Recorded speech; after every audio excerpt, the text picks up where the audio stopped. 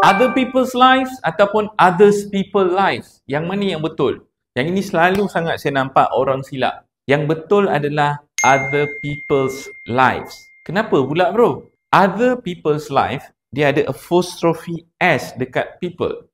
Itu nak menunjukkan kepunyaan. Maksudnya hidup orang lain. So hidup tu kepunyaan dia.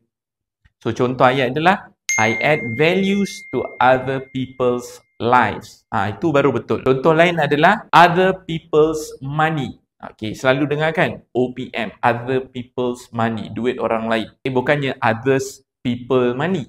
Nampak dia punya beza? So kita letakkan apostrophe S di people. Kalau anda adalah profesional yang kadang-kadang nak gunakan English ni, yang ini kadang-kadang anda tersilap sebut kan, terus rasa malu, terus rasa down. So jangan rasa down lagi. Kami ada cara untuk bantu anda. Cuba klik link di bio, kita boleh bantu anda dalam trial class.